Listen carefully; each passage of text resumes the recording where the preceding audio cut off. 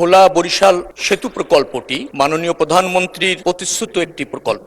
4 ফেব্রুয়ারি 2026 বরিশাল জনসভায় তিনি এই প্রকল্পটি প্রতিশ্রুতি দেন। ইতিমধ্যে এই প্রকল্পটি 2022 থেকে 2024 2 বছরে সম্ভাব্যতা সমীক্ষা পরিচালনা শেষ হয়েছে। সমীক্ষা শেষে 10.876 কিলোমিটার দৈর্ঘ্য 4 লেন বিশিষ্ট এই সেতুটির 17,466 কোটি টাকার প্রাক্কলন নির্ধারণ করা হয়েছে। এর সাথে রয়েছে 5.5 কিলোমিটারের মতো আপনার সংযোগ সড়ক, 18 কিলোমিটারের মতো তীর রক্ষা। এই প্রকল্পটি অর্থনৈতিকভাবে বেশ গ্রহণযোগ্য, কারণ এটার বেনিফিট কস্ট রেশিও 1.29, বেশ সন্তোষজনক। Financial internal rate of return 4.94, যেটাও বেশ সন্তোষজনক এবং বেশ ইতিবাচক। ইতিমধ্যে ডিপিডিপিপি অনুমোদনের জন্য পরিকল্পনা কমিশনের ভৌত কাঠামো বিভাগে এই প্রকল্পটি প্রেরণ করা হয়েছে। বৈদেশিক সাহায্য প্রাপ্তির জন্য অর্থনৈতিক সম্পর্ক বিভাগে এই প্রকল্পটি আছে। পিপিপি প্রকল্প বিবেচনা করে